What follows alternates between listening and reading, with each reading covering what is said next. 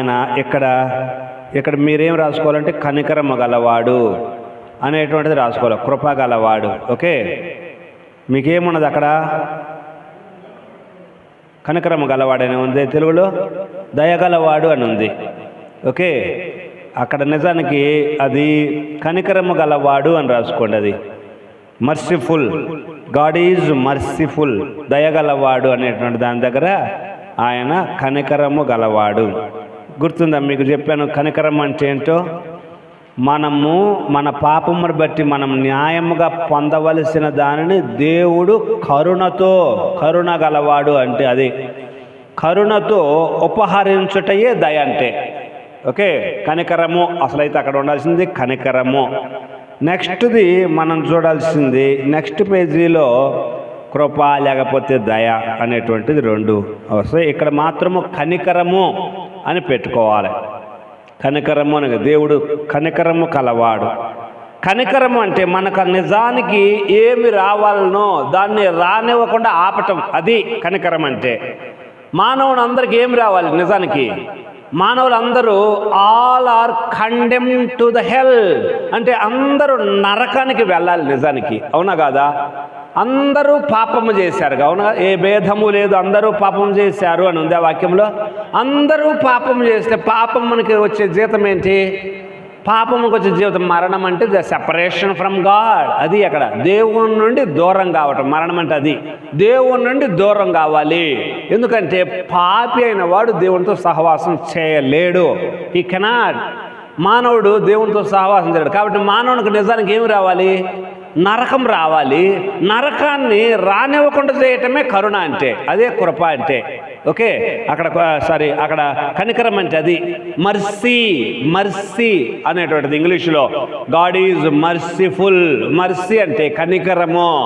ఆయన కనికరము చూపిస్తున్నాడు. మనకు రావాల్సింది రానివ్వకుండా ఆయన అడ్డుపడటము. ఇక్కడ దేవుడు అడ్డుపడ్డాడు. ఓకే, దాని గురించి మనం చూసాము. నెక్స్ట్ కృపగలవాడు అన్న దగ్గర అక్కడ ఈ దయ తీసుకొచ్చి ఇక్కడ పెట్టండి, కృప లేదా దయ గలవాడు. Gracious, God is gracious. Gracious అంటే అర్థమైందంటే ఓకే, మనం అర్హులం కాకపోయినా ఇవ్వటం, అది గ్రేస్ అంటే. Okay, gracious gifts, charismatic gifts అంటాం చూడండి. Okay, God is gracious. God is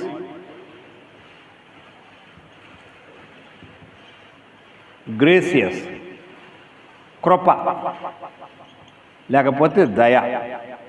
ఇందాకటిది కనికరం, ఇది కృప లేకపోతే దయ. చూడండి, కృపావరములు అని ఉన్నాం కదా. కృపావరములు నానా విధములుగా ఉన్నవి. గ్రేసియస్, కెరిస్మా. ఓకే, కెరిస్మా. ఓకే, గ్రీకు పదము కెరిస్మా, CHEARISMA, కెరిస్మా. ఓకే, కెరిస్మా అంటే కృపతో అర్హత లేని వారికి ఇవ్వటం. దేవుడు కృపావరములు ఇచ్చాడు సంఘంలో. కొందరు అపోస్తలు, కొందరు ప్రవక్తలు, కొందరు సువార్థికులు, అట్లా అవన్నీ కృపావరములు. కృపావరము అంటే అర్హత ఎవరికైనా ఉంది. అపోస్తలకు ఉండటానికి వాళ్ళకి అర్హత ఉంది. అపోస్తలకు, సువార్థికులుగా మనం ఉండటానికి అర్హత ఉన్నదా? లేదు. ఆ అర్హత లేకపోయినా కానీ ఆయన కృపచేత అంటే ఆయన మనకు అర్హత లేకపోయినా ఇవ్వటం, అది ఇక్కడ కృప అంటే పాయింట్. ఓకే, కాబట్టి మనం సపోజ్ మనం వాక్యం చెప్పటం వలన ఎక్కువ మంది ఆశీర్వదించబడుతున్నారా ఏమనుకున్నాం మన గురించి అనుకోకూడదు, అట్లా అనుకోకూడదు. కేవలము అర్హత లేకపోయినా ఆయన నాకు ఇచ్చాడు. అది అర్హత లేకపోయినా ఆ వరం ఇచ్చాడు కాబట్టి దాన్ని బట్టి ప్రభువా నాకు అర్హత లేదు నాయన, కానీ నీవు ఇచ్చావు. అది కృప అంటే. ఓకే, కృప అంటే అర్హత లేకపోయినా ఇవ్వటము. కనికరము కృపకి కొద్దిగా వ్యత్యాసం ఉంది, గుర్తుపెట్టుకోండి. అక్కడేమో మనిషికి యాక్చువల్గా ఏమి రావాలని, శిక్ష రావాలి, రాకుండా చేయటం కనికరం అంటే. ఇక్కడ దయ లేకపోతే కృప అంటే మనకు అర్హత లేకపోయినా ఇవ్వటం. మనకు కృప వరములేంటి, రక్షణ ఏంటి, పరలోకం ఏంటి, ఇవన్నీ మనకు అర్హత లేకపోయినా ఆయన అనుగ్రహించటము. కొన్ని రెఫరెన్సులు దయచేసి చూడండి. ఓకే, 111వ కీర్తన 4వ వచనం ఒకరు తీయండి. ఇంకొకరు ఎఫెసీ 2:4-9 ఇంకొకరు తీయండి. ఇంకొకరు 1 కొరింథీ 15:9-10 చూద్దాం. 3 రెఫరెన్సులు చూద్దాము. మిగిలిన రెఫరెన్సులు మీరు ఇంటి దగ్గర చూడండి. టైం ఉంటే ప్రయత్నం చేయండి చూడటానికి.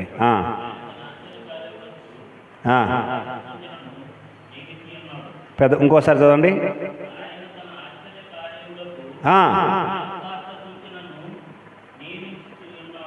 ఓకే,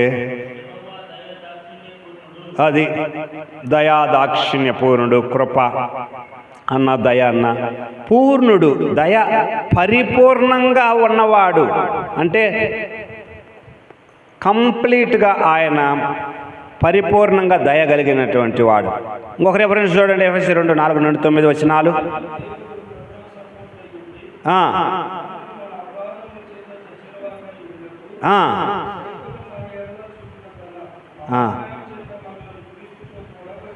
ఓకే, మనము అపరాధముల ఏమంటే ఇంకొకసారి చదవండి. Okay, right. మనము మన అపరాధముల చేత మనం సచ్చిన వారమై ఉంటే ఆయన మనల్ని బ్రతికిస్తూ ఉన్నాడు.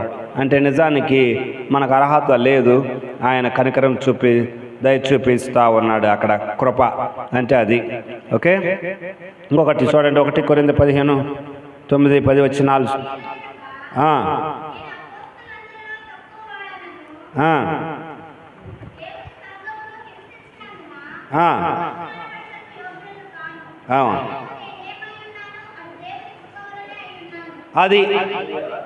అదే అంటున్నాడు పౌలు గారు. ఏమంటున్నాడు? నేను ఎంతోమందిని హింసించానా, నేను అపోస్తలుగా ఉండటానికి అర్హత లేదు, అర్హత లేని నాకు అర్హత ఇచ్చాడు. అది ఇక్కడ పాయింట్.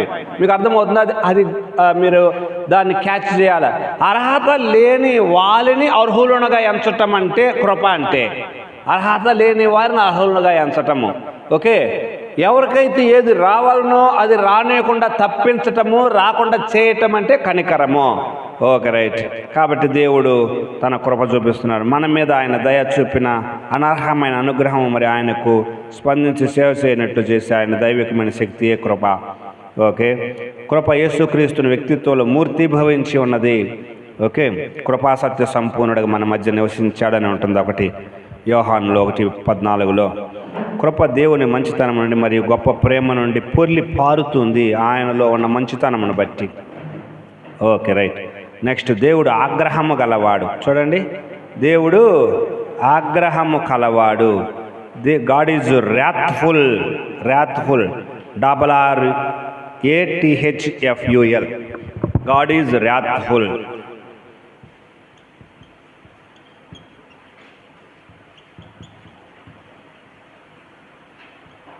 ర్యాత్ అంటే ఉగ్రుడు, ఉగ్రత గలవాడు. ఉగ్రత, ఆయన ఉగ్రుడు అనేటువంటిది ఇక్కడ అర్థం చేసుకోవాలి. Okay, God is merciful.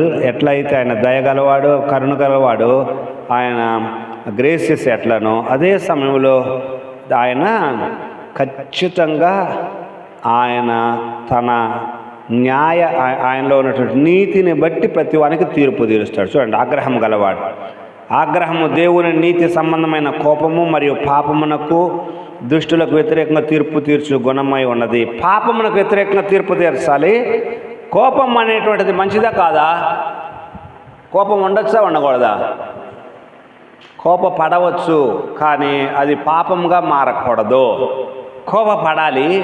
అంటే కోపము, దేవుడిలో కోపం ఉంది, దేవుడిలో కోపం లేదనుకోండి, ఈ పాటికి మొత్తం ఏమైపోయారు? భూమి అంతా నోవహు టైంలో కనుక కోపం రాలేదనుకోండి, మొత్తం ఏమైపోయారు? రాక్షస సమూహం అయిపోయాయి కదా.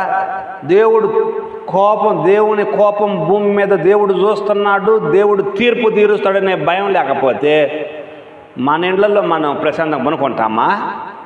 దొంగలు దోపిడీలు జరుగుతాయి, అవునా కాదా? బ్యాంకులు లేపి పడేస్తారు, అవునా కాదా? మొత్తం రాత్రికి డబ్బు ఖాళీ అయిపోద్ది. అన్ని కొట్లల్లో ఉన్న సరుకులు ఏమి ఉండవు. ఎవరు కూడా ప్రశాంతంగా అనుకోరు. అంటే ఏమున్నది మనుషులలో? దేవుడు చూస్తున్నాడు రా. దేవుడు ఖచ్చితంగా శిక్ష విధిస్తాడనేటువంటి భయము ఎట్లా దేవుడు చేస్తా ఉన్నాడు. అప్పుడప్పుడు అలా పనిచేసినటువంటి వాళ్ళకి శిక్ష విధించి అలర్ట్ చేస్తున్నాడు జనాన్ని. ఏం అలర్ట్ చేస్తున్నాడు? ఓకే, దేవుడు చూస్తున్నాడు అనేటువంటిది.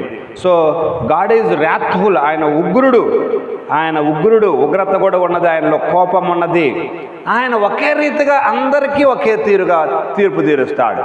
ఆయనకు ముందు మనం చూసుకున్నాం, ఆయనలో స్వార్థం లేకపోతే పక్షపాతము లేదు.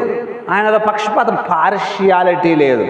నేను తప్పు చేస్తే నాకు తీర్పు తీరుస్తాడు, అంతే. నీకు ఇది రావాలి, తీసుకోవాల్సిందే అంటాడు. ఓకే, ఆయన న్యాయవంతుడు కాబట్టి, అక్కడ ఉంది చూడండి కింద వివరణ.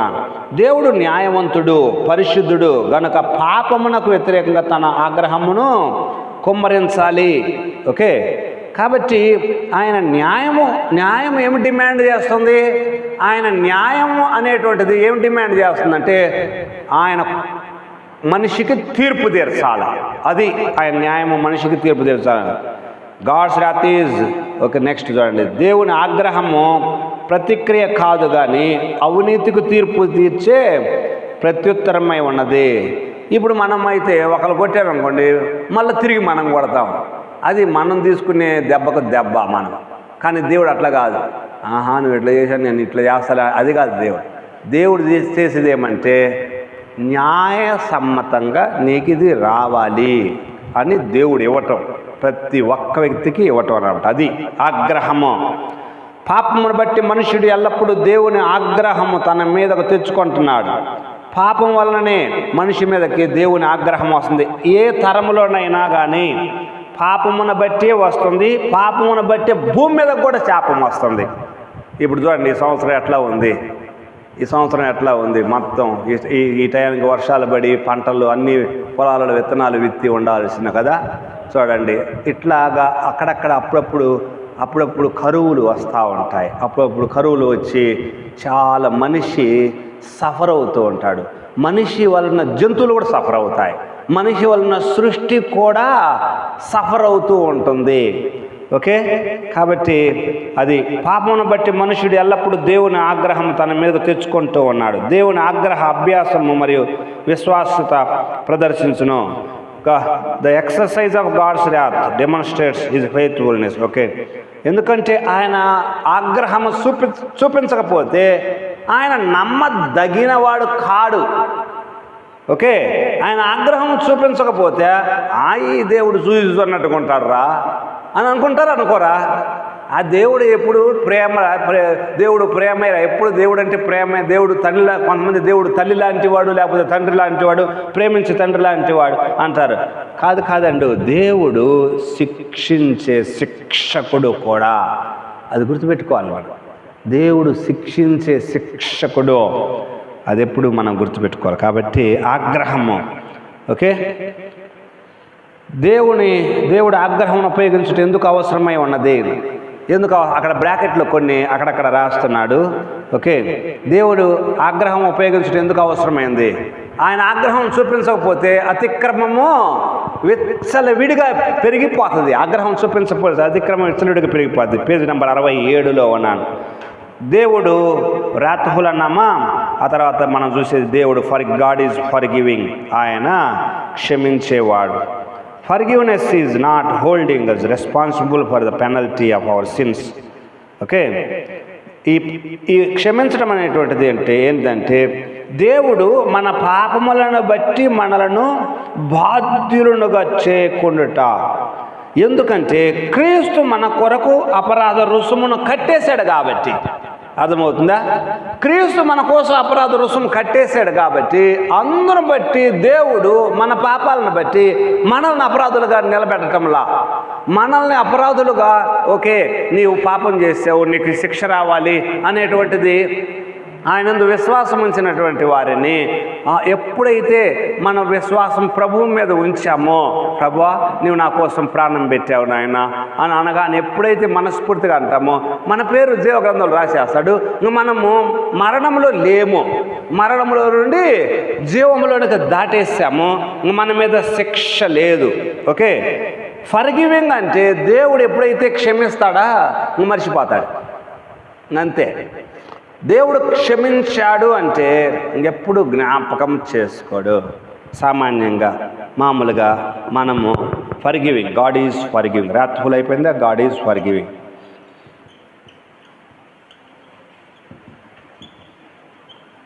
ఓకే, క్షమించేవాడు, ఆయన క్షమించేవాడు అంటే చూడండి, దేవుడు మనల్ని క్షమించటంతో ఇంకా మర్చిపోతాడు ఆయన. మనము పలానా టైంలో ఇట్లా చేసావు, మనమైతే సామాన్యంగా ఎవరైనా వచ్చేసి చేతులు పట్టుకుని సారీ అన్న ఆ రోజు పొరపాటు అయిందన్నాం అనుకోండి, ఈసారి మళ్ళీ తప్పు చేస్తే వీడు అంతకుముందు కూడా అట్లా చేసాడు అనుకుంటాం మనం. మళ్ళీ ఎప్పుడు గుర్తు వస్తాయి? అంతకు ముందే గుర్తు వస్తాయి కదా మనకు. అంటే మనం మర్చిపోయాము వాటిని, మనం మర్చిపోలే వాటిని మనం మర్చిపోలే. కానీ దేవుడు అట్లా కాదు. మనము ఏదైనా దేవుని ముందు ఒప్పుకున్నామా, గాడ్ ఫర్గెట్స్ అంటే నాట్ కౌంటింగ్ అగేన్స్ట్ యూ, అది ఇక్కడ పాయింట్. దేవుడు మర్చిపోతాడు అంటే అర్థమైందంటే ఇక్కడ ఆయనకు జ్ఞాపక శక్తి ఉండదా నాలాగా, అది కాదు ఇక్కడ పాయింట్. ఆయన జ్ఞాపక శక్తి లేదని కాదు పాయింట్. అంటే నాకు వ్యతిరేకంగా సపోజ్ ప్రభువా నేను ఇదిగో ప్రభు ఈ తప్పు చేసినాయా నన్ను క్షమించు అని అంటే నా అకౌంట్లో నుంచి దాన్ని డిలీట్ చేసేస్తాడు, అది పాయింట్. నా అకౌంట్లో నుంచి దాన్ని డిలీట్ చేసేసాడు అనుకోండి, ఇంకా అది ఆయన మళ్ళీ కౌంట్ చేయడు. మన అకౌంట్లో మనకు వ్యతిరేకంగా కౌంట్ చేయడు. ఆ రోజు అట్లా చేసావు, అంతకుముందు కూడా అట్లా చేసావు, అంతకుముందు కూడా అట్లా చేసావు, నువ్వు మాటిగా అట్లా చేస్తున్నావు అని చెప్పేసి అట్లా అనుకునేది మనం. కానీ దేవుడు మనకు వ్యతిరేకంగా కౌంటు చేయడు. ఒక్కసారి క్షమించమని మనం అడిగితే అన్నీ ఏవైతే మనం క్షమించమని అడిగామో అన్నీ ఆయన కొట్టివేస్తాడు, అన్నీ తీసేస్తాడు, డిలీట్ చేస్తాడు, అది ఇక్కడ పాయింట్. ఓకే, దేవుడు క్షమించాడు, గాడ్ ఈజ్ ఫర్గివింగ్. పాప క్షమాపణ పొందుటకు పాప ఒప్పుకోలు అవసరం, పాపాలు ఒప్పుకోవాలి ప్రతి ఒక్కరూ. యేసుక్రీస్తు కలిసిన రక్తం దేవుడు పాపం క్షమించేటట్లు చేస్తుంది, ఇంకను నీతిమంతులుగా చేస్తూ ఉంది. అందుకోసం యేసుక్రీస్తు రక్తము సరిపోతుంది అన్ని కాలాలకు, అన్ని జాతుల వారికి, అందరికీ, ఎలాంటి పాపికైనా ఆయన రక్తం సరిపోతుంది. శిలువ మీద యేసుక్రీస్తు సమాప్తి చేసిన పని అందలి విశ్వాసము పాపులకు క్షమాపణ దొరికినట్లు చేస్తుంది. సమాప్తమైనను అని అన్నాడు కదా యేసుప్రభువారు, సమాప్తమైనది అన్నారా అనలేదా? ఆయన సమాప్తమైనది అంటే అర్థం ఏంటి? ఏమి సమాప్తమైంది? ఒకటి ఆయన వచ్చిన పని పూర్తి అయిపోయింది. ఒకటి అక్కడ ఆ టయానికి ఆయన వచ్చిన పని, నన్ను పంపిన వాని చిత్తము నెరవేర్చటే నాకు ఆహారమై ఉన్నది అన్నాడు కదా. ఆ పని తుదముట్టించటమే, ఆ పని వచ్చిన పని పూర్తయింది ఒకటి. రెండవది ఆయన మానవుల కోసము ఏ యుగములోనైనా సరే, పూర్వకాలంలో ఉన్న భక్తుల కోసమైనా పుట్టబోయే వాళ్ళ కోసమైనా ఆయన శిలువ మీద చేసింది అదంతా ఏమైందంటే అందరికీ సరిపోయింది, అంతా సమాప్తమైంది. బలి అనేటువంటిది సమాప్తమైంది. అందుకోసమే ఇంకా బలి అర్పణ మనం అర్పించాల్సిన అవసరము లేకుండా పోయింది. ఓకే, అపరాధ రుసుము చెల్లించకుండా దేవుడు మన పాపంలో న్యాయముగా క్షమించగలడా? అపరాధ రుసుము చెల్లించకుండా దేవుడు మన పాపాలను న్యాయంగా క్షమించే అవకాశం ఉందా? అవకాశం లేదు. దేవుడు క్షమిస్తే మళ్ళీ ఏమంటాం ఆయనలో న్యాయం లేదంటారు. కాబట్టి ఏమైంది? దేవుడు న్యాయంగా క్షమించాలంటే మనల్ని అక్కడ నిలబెట్టాలి, అక్కడ మనల్ని ఎక్కించాలి. నిజానికి అక్కడ శిలువ మీద మనల్ని ఎక్కించాలి. ఆయన మనల్ని ఎక్కించకుండా ఆయనే మన స్థానంలో ఆయన ఎక్కటం జరిగింది తన కుమారుడుగా అట్లా. ఓకే, కాబట్టి దేవుడు ఆయన క్షమించేవాడు, ఫర్గివింగ్, రైట్. తర్వాత దేవుడు ఓర్పు గలవాడు అనేటువంటివన్నీ కొన్ని మాటలు తర్వాత మీరు కూడా అన్నీ మనము చూడండి ఒకసారి. నెక్స్ట్ చూడండి, దేవుడు ఓర్పు, ఎంత ఓపిక ఉంది దేవునికి. God is patient, God is patient, ఓర్పు గలవాడు. ఎందుకని రోగం వచ్చిన వాళ్ళని పేషెంట్ అంటారు? ఎప్పుడైనా ఆలోచించారా?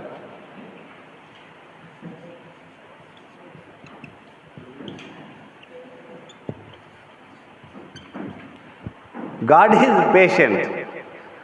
రోగం వచ్చిన వాళ్ళని పేషెంట్ అని ఎందుకు అంటారు? ఎప్పుడైనా ఆలోచించారా మీరు?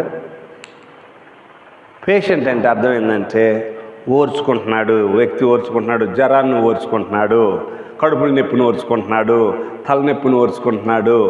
ఓకే, ఆ వ్యక్తి బలహీనతలను ఓర్చుకుంటున్నాడు, అది పేషెంట్ అంటారు. అది అర్థం కాదు. మామూలు వ్యక్తిని పేషెంట్ అంటారా? అన్నారు. ఎందుకని మరి ఓన్లీ రోగాలు వచ్చిన వాళ్ళని అంటారంటే ఓర్చుకుంటున్నాడు, అది భరిస్తున్నాడు. ఇక్కడ పాయింట్ ఏంది? అతడు భరిస్తున్నాడు, అది పాయింట్ అక్కడ. ఓకే, అతడు తాలుకొని, గాడ్ ఈజ్ పేషెంట్ అంటే దేవుడు ఎంతవరకు భరిస్తాడో, ఎంతవరకైనా ఆయన పేషెన్స్కి ఎంత ఉన్నది, లిమిట్ ఉంది. Patience is God's self-restraint to judge sin because of His desire for men to repent and to be saved. మానవులకు వాళ్ళు క్షమాపణ పొంది రక్షణ పొందాలని దేవుడు ఆయన మానవుల పట్ల ఓర్పు కలిగి ఉంటా ఉన్నాడు. అది ఓర్పు కలిగి ఉంటున్నాడు. నిజానికి మనం చూస్తూ ఉంటాంటే సంవత్సరాలు ఓర్పు కలిగి ఉంటా ఉన్నాడు మానవుని కోసం దేవుడు. సంవత్సరాలు కొన్ని వందల సంవత్సరాలు బైబిల్ అంతట్లో మనం చూస్తాం. నేను దాన్ని టైం పీరియడ్ జాగ్రత్తగా చూస్తే ఎప్పుడైతే ఏనోషు పుట్టాడో అప్పుడు దేవుని నామమున ప్రార్థన చేయటం ప్రారంభమైంది అన్నది కదా. ఏనోషు పుట్టేటానికి ఎంత అయిందో టైం తెలిసిన మీకు? అటు ఇటుకు 230 ఏండ్లు అయింది. అప్పటికి 230 ఏండ్లు అయింది అంటే ఆదాముకు 230 ఏండ్ల ఆ టయానికి, అప్పటికి 230 ఏండ్లు అయింది. అప్పుడు దేవుని నామమున ప్రార్థన చేయటం అంటే దేవుని నామమున ప్రార్థన చేయటం 230 ఏండ్లు సృష్టించిన తర్వాత 230 ఏండ్లు ఆయన వెయిట్ చేశాడు. అది వస్తున్న తర్వాత 5వ అధ్యాయంలోకి మీరు వస్తే అక్కడ వందల సంవత్సరాలు జనము దేవునికి నీతిగా ఉండేటువంటి వాళ్ళు దొరకలే. నోవహు వచ్చినప్పుడే, నోవహు టైంలోనే, ఆ తర్వాత మళ్ళా వందల సంవత్సరాలు దేవుడు ఎంత పేషెంట్ చూపిస్తూ ఉంటాడు, ఓపిక. ఓకే, దేవుని ఓర్పును గూర్చి కొన్నిసార్లు కోపించుటకు నిదానించేవాడు మరియు దీర్ఘశాంతం గలవాడని తర్జుమా చేయబడింది. ఆయన కోపపడటానికి నిదానించేవాడు. కొన్ని రెఫరెన్సులు చూడండి అక్కడ, ఇందాక చూసామా, ఆ రెఫరెన్సులు చూసామా, క్షమించేవాడు అనేటువంటి దానికి. ఓకే, ఎనివే ఇవన్నీ మీకు తెలిసిన విషయాలే. కొద్ది దీనికి చూడండి, ఓర్పు గలవాడు అనేటువంటిది. దేవుడు ఓర్పు గలవాడు. 1 పేతురులో రండి, 3:20. 1 పేతురు 3:20. ఇర్మియా 15:6. ఇర్మియా 15:6. 1 పేతురు 3:20. ఇర్మియా 15:6. 1 పేతురు 3:20 ఎవరైనా తీసిన వాళ్ళు చదవండి.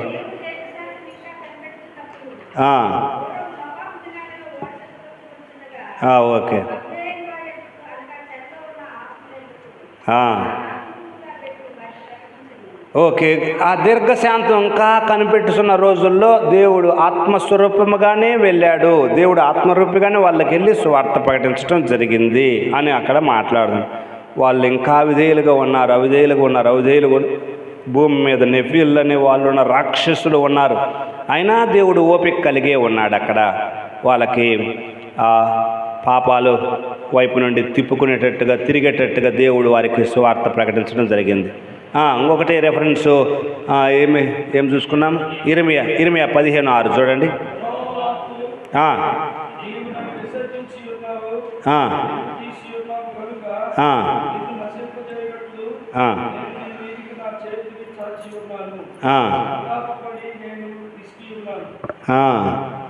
ఓకే, నేను విసిగిపోయి ఉన్నాను అంటే అర్థమైందంటే అక్కడ పాయింట్ విసిగించకరా అంటాము చూడండి. మనం మామూలుగా ఏమంటాము, విసిగించక అంటుంటారు కదా.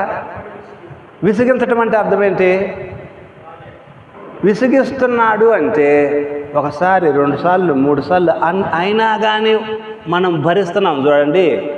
అతడు పని చేస్తూనే ఉన్నాడు, అతడు బాధ పెడుతూనే ఉన్నాడు, మనం విసుగు చెందుతున్నా కానీ ఓపిక కలిగినే ఉన్నాం. అది అక్కడ విసిగి ఉన్నాను అంటే అర్థమైందంటే మీరు పదే ఆ ఇర్మియా టైంలో మనం చరిత్ర చూసాక మనం ఇర్మియా టయానికి బయలుదేవత ఆరాధన అంతా పదే చేస్తూ ఉన్నారు. ఉన్నత స్థలాలలో మందిరాల దగ్గర ఎక్కడ బట్టి చెట్ల కింద దేవతా స్తంభాలను పెట్టుకొని దేవుణ్ణి నామానికి అవమానకరంగా పోతూ ఉన్నారు ఇశ్రాయేలు జనాంగం. ఎవరైతే చేయకూడదో వాళ్ళే. అందుకోసం ఆయన విసిగి ఉన్నాడంటే ఎంతో భరించి ఉన్నాడని అర్థం. ఓకే,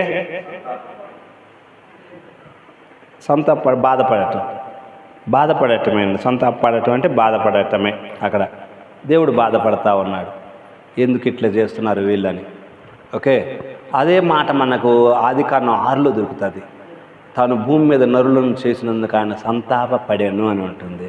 అంటే చాలా నిజానికి అది చాలా లోతైన మాట వాడబడింది అక్కడ. ఎంతో దుఃఖపడుతున్నాడు దేవుడు. ఎప్పుడు సంతాపపడతాం మనం అంటే మనుషులు చనిపోయినప్పుడు సంతాప సభ అని పెడతారు కదా.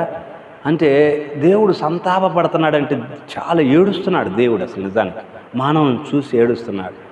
మానవులు మొత్తాన్ని ఉన్న ఫలంగా అసలు మొత్తాన్ని తుడిచిపెట్టడం ఆయనకు అసలు అది ఆయన చేయలేని పని. ఈ కెనాట్ డూ దట్. ఆయన చేయలేడు పాపం. కానీ ఇంకా తప్పదు, ఎందుకంటే మొత్తం పాడైపోయేటట్టుంది. ఇంకా భూమికి అసలే ఎసరొచ్చేటట్టుందని ఆయన ఏదైతే చేయలేడో దాన్నే చేయాల్సి వస్తుంది. మనుషులను తుడిచివేయటం ఆయనకు అది అసలు ఆయన తత్వం కాదు మనుషులను. ఆయన తత్వం ఏంటంటే మనుషుల కోసం ప్రాణం ఇవ్వటం ఆయన తత్వం, ఓపిక పట్టడం ఆయన తత్వం, ఇంకా భరించడం ఆయన తత్వం. ఇంకొక సంవత్సరం, ఇంకొక 10 సంవత్సరాలు, ఇంకొక 100 సంవత్సరాలు వెయిట్ చేయటం ఆయన తత్వం. వెయిట్ చేస్తూ ఉన్నాడు. మన దేశాలు ఎన్ని దేశాలు చూడండి, అనేక దేశాలు విగ్రహారాధనలు ఎన్ని సంవత్సరాల నుంచి ఉన్నాయి, వేల సంవత్సరాల నుంచి ఉన్నాయి కదా. దేశాలని ఒక్కసారి ఈ దేశం మీద ఒక గాలి అట్ట వచ్చును కాక, ఒక భయంకరమైన రోగం వచ్చిన కాక మొత్తం ఎక్కడ అక్కడ పడిపోను కాక అంటే పడిపోరా? స్మాష్ అవుద్దా కాదా? కానీ ఇంకా ఎందుకు వేల సంవత్సరాలైనా ఆయన ఎందుకు ఇంకా ఓపిక పడుతున్నాడంటే ఆయన తత్వం అది. ఆయన తత్వం ఏంటంటే భరించటం. అది ఒక్కోసారి మన లైఫ్లో కూడా జరుగుతూ ఉంటుంది. మనం మన పిల్లల గురించి ఎంత భరించాలని చూడాలి. ఒక్కోసారి మన పట్ల అవిధేయులుగా ఎవరైనా చేస్తున్నారా, మనల్ని బాధ పెట్టేటువంటి వాళ్ళు ఎవరైనా చేస్తున్నారా, ఇంకా నా వల్ల కాదు, తట్టుకోలేనండి, అదే పోయి కేసుని పెడతా అంటాం సమాహం. ఒక్కోసారి అసలు అది దేవుని తత్వం కాదు. దేవుని తత్వం ఏంటంటే ఫోర్బేరెన్స్ అంటే భరించటం. ఎంతవరకు అని శిష్యులు అడిగితే లెక్కేసాక మనం క్యాలిక్యులేటర్ పట్టిందా పట్ల ఆ రోజు కదా. ఎంతవరకు భరించాలి ప్రభు అంటే 7 మార్లు అన్నాడా అనలేదా? 7 మార్లు 7 × 7 × 70 వేయాలా? ఆ క్యాలిక్యులేటర్ పట్టదు అంటే ఎంతో భరించాలి. దానికి ఎవరు నిదర్శనం? నేనే. దేవుడు అనేది ఏంటి? నేనే నిదర్శనము అంటాడు దేవుడు. ఓకే, కాబట్టి మనం సంఘాలలో చాలా విసుక్కలు చేసేవాళ్ళు, మనం ఒక చోట ఉన్నప్పుడు మనల్ని బాధ పెట్టేటువంటి వాళ్ళు చాలా మన సరౌండింగ్ చుట్టూ ఉంటారు.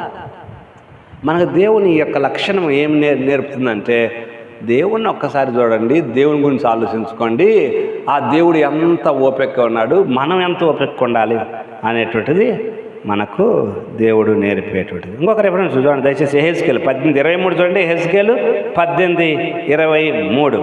ఎహెజ్కేలు 18:23. ఇది అటు పంపించు,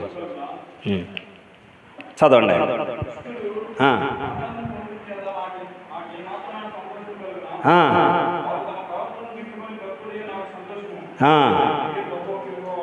దుష్టుడు నిజానికి మనమే అంటాము, అసలు ఈడు ఊరికి చేటురా అంటాం కదా కొంతమందిని చూసి, ఊరికి చేటు అంటుంటాం కొంతమందిని చూసి.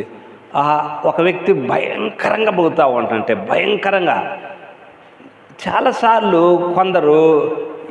కొందరి గురించి ఏమంటుంటారంటే వీడికి చావు రాదేరా అంటారు. అంటారా అనరా? చాలాసార్లు అంటూ ఉంటారు, వీడికి ఏందిరా చావు రాదేరా ఇలాంటివాడు ఎందుకురా భూమి మీద అంటుంటారా అనరా?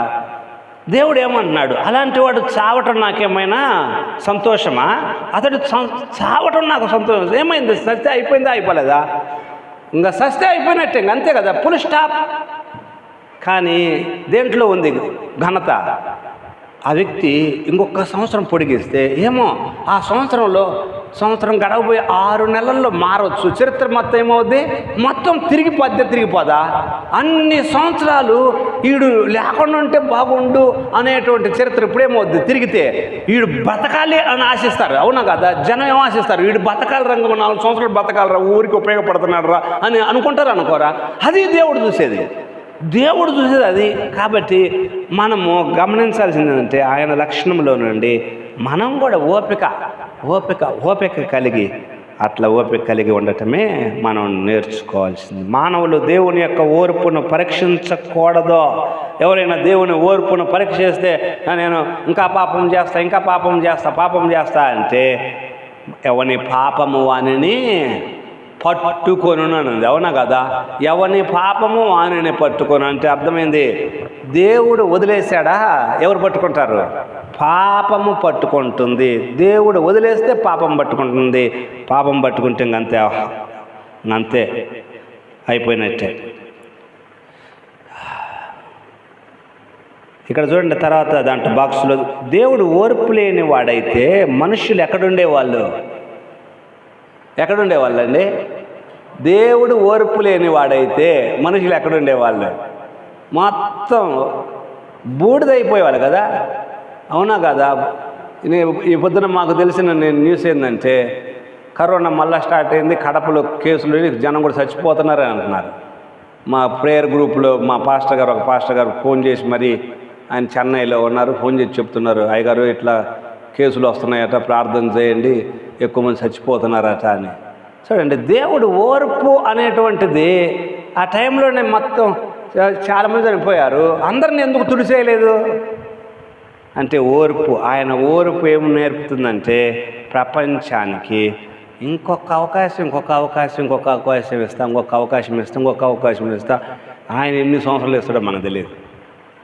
ఆయన ఓర్పుకి మితి లేదు, అది ఆయనలో ఉన్న గుణము. ఓకే, ఓర్పు లేకపోతే మొత్తం నాశనమే. దేవుడు నీతిమంతుడు. నెక్స్ట్ 69వ పేజ్ నెంబర్ 69. దేవుడు ఎల్లప్పుడూ న్యాయమైన వాడు మరియు ఎల్లప్పుడూ తన పరిశుద్ధ స్వభావ ప్రకారము పరిపూర్ణంగా పనిచేస్తాడు. ఆయనలో అనీతి అనేటువంటిది లేదు. నీతి అంటే ఇక్కడ point righteous, God is righteous అంటే దేవునిలో ఫాల్ట్ లేదు. ఎవడైనా దేవునిలో ఫాల్ట్ ఫైండ్ అవుట్ చేయగలడా? God is righteous.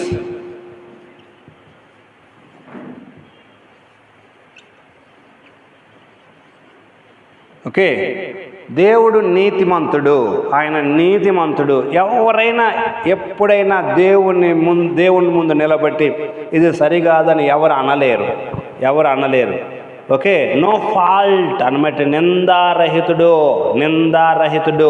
ఒకసారి మాట్లాడుకున్నాం, అధ్యక్ష పదవిని అపేక్షించేవాడు కూడా అట్లనే నిందలేని వాడుగా ఉండాలి అని మనం చూసుకున్నాం. కొన్ని రిఫరెన్స్ చూడండి దయచేసి. ఓకే, కీర్తనలు 145:17 ఒకరు తీయండి, రోమా 1:17 ఇంకొకరు తీయండి, 1 కొరింథీ 1:30 ఒకరు తీయండి. 3 రెఫరెన్సులు చూద్దాం. కీర్తన 145:17 అమ్మా. ఓకే,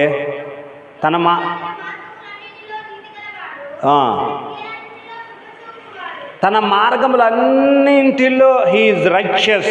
ఆయన చేసేది మొత్తం కరెక్టే, ఆయన చేసేది ఏది కూడా రాంగ్ లేదు. ఆయన చేసేది అంత కరెక్టేనైతే కొంతమందికి కొన్ని శ్రమలు వస్తుంటాయి, కొంతమందికి భయంకరమైనటువంటి శోధనలు వస్తుంటాయి. ఆ శోధనలు వచ్చినప్పుడు దేవుడు కరెక్టా కాదా? ఇప్పుడు చెప్పాను నేను ఇందాక ప్రార్థనలో, ప్రకాష్ గారు ఇల్లు కూలగొట్టారు. ఆయన ఊళ్ళో నుంచి బయటకు తరిమేసేశారు.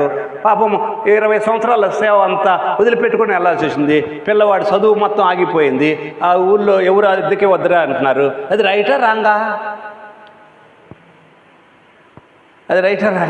చెప్పండి, మనకు తెలియదు. ఇప్పుడు మనకి ఎట్లా అనిపిస్తుంది అంటే రాంగ్ అనిపిస్తుంది. కానీ దేవుని అనుమతి లేకుండా ఏదైనా జరుగుతుందా? ఏమీ జరగదు. దేవుడు వాళ్ళు చేసేటువంటి అన్యాయపు పనులు ఉన్నాయా, వాళ్ళు చేసేటువంటి అన్యాయపు పనులను బట్టి ఎవరికి ఆయన తీర్పు రెడీ చేస్తాడు. తన దాసుడు శిక్ష అనుభవిస్తున్నాడా, తన దాసుడు బాధ అనుభవిస్తున్నాడా, దాన్ని బట్టి ఆయనకి ఏం చేస్తాడంటే తన దాసులకు మేలు చేస్తాడు. ఓకే, కాబట్టి మనం గుర్తుపెట్టుకోవాల్సింది, దేవుడు చేసే ఏ పని కూడా ఇది తప్పు అని ఎవరు తప్పు ఎత్తి చూపించలేరు దేవుని ముందు. ఇక్కడ చూడండి, ఇక్కడ ఎక్స్ప్లెనేషన్ చూడండి. నీతి అనగా తనంతట తానే స్వాభావికంగా సరైన వాడుగా ఉన్న దేవునితో సరైన విధంగా ఉండటం. తనంతట తానే స్వాభావికంగా ఆయన కరెక్ట్గా ఉన్నాడు, అది అక్కడ పాయింట్. దేవుని మార్గంలో ఇంకొక రెఫరెన్స్ చదవలేదు కదా, చదవండి అయ్యా. రోమా 1:17.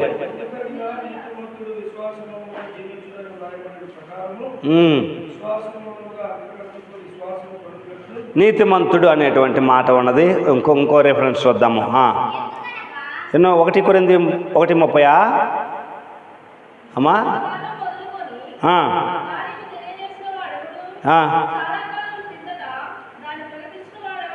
చదవండి. లేడు. ఓకే. నేను నీతిపరుడను అంటున్నాడు అక్కడ దేవుని వాక్యములో. నేనే దేవుడను, నేను నీతిపరుడను. ఈ సృష్టి యావత్తులో ఇతర దేవుళ్ళు దేవతలు అనబడిన వారు మనం ఎవరిని చూసినా కానీ రైచియస్ అంటే ఫాల్ట్ లేని వారు ఎవరు లేరు. ఫాల్ట్ లేని వారు ఎవరైనా ఉన్నారా అని చూస్తే ఈ సృష్టి అవస్థలో ఎవరు లేరు. ఎందుకంటే నిజానికి కొందరు దేవుళ్ళుగా ఎంచబడ్డారు. అంటే మానవులుగా పుట్టిన వారు, వాళ్ళు మంచిగా బ్రతకటం వలన, సద్బోధలు బోధించటం వలన వాళ్ళని దేవుళ్ళు అని కొందరు ఎంచారు. అంతేగాని హీఈస్ పర్ఫెక్ట్ అన్న వాళ్ళు ఎవరు లేరు. ఆయన మాత్రము నాలో ఏ లోపం ఉన్నది, నాలో ఎక్కడైనా ఫాల్ట్ ఉన్నదా అనే ప్రశ్న ఆయన వేస్తున్నాడు. Okay, right. తర్వాత చూడండి, దేవుని యందలి యేసుక్రీస్తు ద్వారానే నీతి వచ్చును. అక్కడ కొన్ని బుల్లెట్స్ ఉన్నవి, ఆ బుల్లెట్స్లో ఎక్స్ప్లెనేషన్స్ ఉన్నవి. కొన్ని పాయింట్లు మనం చూద్దాం. యేసుక్రీస్తు ద్వారానే నీతి వస్తుంది. రోమా 3:20-21 చూడండి. 21-22 రోమా 3:21-22 దేవుని నుండి వేరుగా మనిషికి వేరుని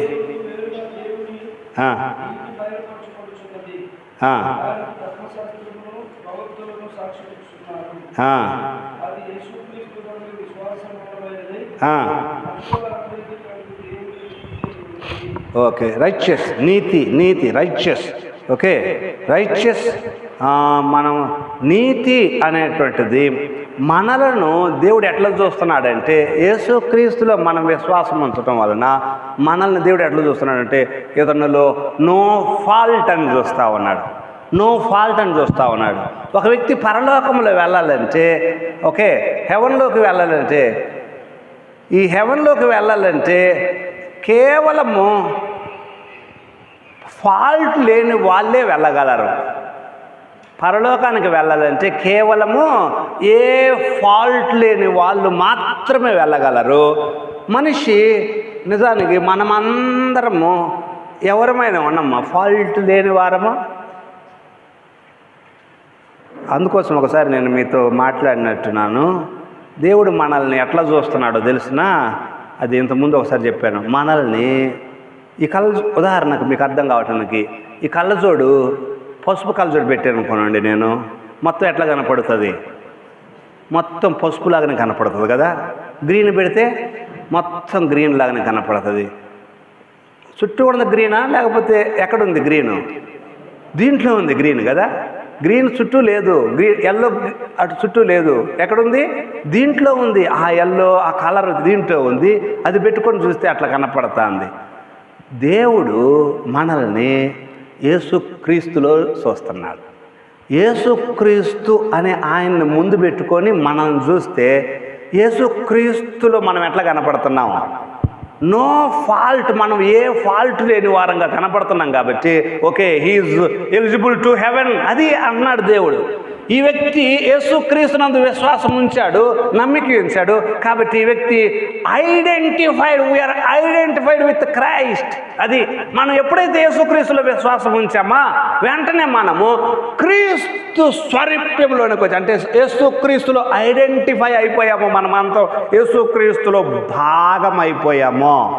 యేసుక్రీస్తులో భాగం ఎప్పుడైతే అవుతామో దేవుడు ఇదిగో క్రీస్తు అనే ఈ కళ్ళజోడు ద్వారా, అంటే క్రీస్తు అనేటువంటి ఆయన ద్వారా సుబ్బారావు అనే ఆ వ్యక్తిని చూస్తున్నప్పుడు యేసుక్రీస్తు ఎట్లా ఉన్నాడు? యేసుక్రీస్తు పరిశుద్ధుడు, తెల్లగా. సుబ్బారావు ఎట్లా కనపడతాడు? తెల్లగా కనపడతాడు. అంటే అది క్రీస్తులో మనకు ఏం దొరుకుతుందంటే ఇతనిలో ఏ ఫాల్ట్ లేదే. ఫాల్ట్ లేకపోతే ఎక్కడికి వెళ్ళొచ్చు? ఓకే, హెవెన్కి వెళ్ళొచ్చు. ఫాల్ట్ ఉన్నవాళ్ళు హెవెన్కి అసలు వెళ్ళలేరు. ఆ గేట్ దగ్గర వచ్చేసి ఏం వెళ్తాం అంటారు. అసలు వాళ్ళు వెళ్ళలేరు లోపలికి. ఓకే, ఫాల్ట్ ఉన్నవాళ్ళు, ఎందుకంటే వాళ్ళు క్రీస్తునందు విశ్వాసం ఉంచలేదు కాబట్టి వాళ్ళల్లో ఏముండదు? ధైర్యం ఉండదు. వాళ్ళల్లో ధైర్యం ఉండదు. క్రీస్తునందు విశ్వాసం ఉంచటం వలన మనలో ఏమొచ్చింది? మనకు అధికారం వచ్చింది, ప్లస్ ఆయన రాజ్యానికి వారసత్వము లభించినది. క్రీస్తు ద్వారా మనకి రైచియస్నెస్ అనేటువంటిది. దేవుని నుండి వేరుగా మనిషికి నీతి లేదో యేసుక్రీస్తు ద్వారానే మానవులకు నీతి వస్తుంది. ఏ ఆధారం మీద అనేక మంది నీతి విషయంలో న్యాయం తీరుస్తారో అక్కడ కొద్దిసరిగా on what basis do most people judge righteousness? Okay, ఎక్కువ మంది ఓకే ఇతడు నీతి, ఇతడు కరెక్టే, ఇతడు కరెక్ట్ కాదని ఎట్లా తీర్పు తీరుస్తూ ఉంటారు. ఎట్లా తీర్పు తీరుస్తారంటే కంపేర్ చేసి తీర్పు తీరుస్తూ ఉంటారు వాళ్ళు. అటు ఇటు సరి ఓకే ఇతడు ఈ స్టాండర్డ్స్ సరిగా ఉన్నాడా, ఓకే ఇవి మన రూల్స్, ఆ రూల్స్కి సరిగా ఉన్నాడా లేదా, వాటిని బట్టి తీర్పు తీరుస్తుంటారు. ఎవరైనా కుర్చీ ఉంటే ఖాళీ ఉంటే ఒకటి ఆయన కూర్చుంటారు. Right, okay next. ఓకే, ఇంతవరకు క్లారిటీ వచ్చిందా? నెక్స్ట్ పేజీ చెప్పండి. నెక్స్ట్ పేజీలోకి రండి దయచేసి. అవి దేవుని యొక్క గుణగణాలండి, దేవుని గుణ లక్షణములు. ఇప్పుడు దేవుని వ్యక్తిత్వం గురించి మనం మాట్లాడదాం. The personality of God. The personality of God, దేవుని యొక్క వ్యక్తిత్వము. ఓకే, దేవుని వ్యక్తిత్వం గురించి మనం మాట్లాడదాం. దేవుడు వ్యక్త్యా లేకపోతే శక్త్యా? ఆయన ఎవరు? నీకెవరు ఆయన? యేసుప్రభు వారి శిష్యులను ఒకచోట ఫిలిప్పుదైన కైసరియా ప్రాంతానికి వచ్చినప్పుడు 16వ అధ్యాయం, మత్తయి సువార్త 16వ అధ్యాయంలో నేను ఎవరని జనులు చెప్పుకుంటున్నారని అడిగారు కదా. కొంతమంది ఏమన్నారు ఆ శిష్యులలో? కొందరు ఇర్మియా అంటున్నారు, కొందరు ప్రవక్త అంటున్నారు, బాప్తిస్మ యోహాను అన్నారు, ఇంకా ఏదో ఒక ప్రవక్త అన్నారా? మరి ఆయన యేసుప్రభు వారు ఏమన్నారు? మీరైతే what do you say that I am అన్నారు యేసుప్రభు వారు. ఎందుకు? వాళ్ళ నిర్ణయం ఎందుకు అవసరం? యేసుప్రభు వారికి వాళ్ళ నిర్ణయం ఎందుకు అవసరం? ముస్లిమ్స్ ఏమనుకుంటారు యేసుప్రభు వారి గురించి? ప్రవక్తలో ఒక ప్రవక్త అనుకుంటారు. బౌద్ధులు వాళ్ళు ఏమనుకుంటారు? బుద్ధుల్లాగానే ఆయన కూడా ఒక బోధకుడు అంటారు. హిందువులు ఏమనుకుంటారు? అవతారాల్లో ఒక అవతారము అనుకుంటారు. ఓకే, జనం అందరూ అనుకునేది ఇది. కానీ నన్నేమంటున్నాడంటే దేవుడు, నీవేమనుకుంటావు సుబ్బారావు అంటున్నాడు. అది నీకు దేవుడు ఎవరో, ఇది ఇంపార్టెంట్. నీకు దేవుడు ఆయన పర్సనల్ రిలేషన్షిప్ కలిగినటువంటి ఒక పర్సన్ ఆయన, లేకపోతే ఒక శక్తి? చాలామంది ఆయన ఒక శక్తిగా, ఓకే చూడండి అక్కడే ఉన్నది. నెక్స్ట్ 70వ పేజీలోకి రండి. 70వ పేజీలో ఓకే రైట్. దేవుడు ఏదో ఒక వ్యక్తి లేని శక్తి లేదా నియమము కాదు. అంటే ఆయన ఒక వ్యక్తి కాదు అనుకొని చాలామంది ఒక శక్తి లేకపోతే ఒక ప్రిన్సిపల్, ఒక నియమము అనుకుంటున్నారు. సృష్టికర్తతో ఉత్తర ప్రత్యుత్తములు జరిపి సంభాషించుకోవాలనే కోరిక కలిగిన దైవ సంబంధమైన వ్యక్తి అయి ఉన్నాడు తన సృష్టితో. ఒకసారి సృష్టితో అంటే మనందరితో డైలీ ఆయన సంభాషించాలనుకుంటా ఉన్నాడు. అదే ఉన్నది కదా, మనం చూస్తున్నాం. ఒకసారి తాను చేసినది 1:27 చూడండి. ఆదికాండం 1:27, 3:8 నుండి 13 వచనాల్లో కూడా చూడండి.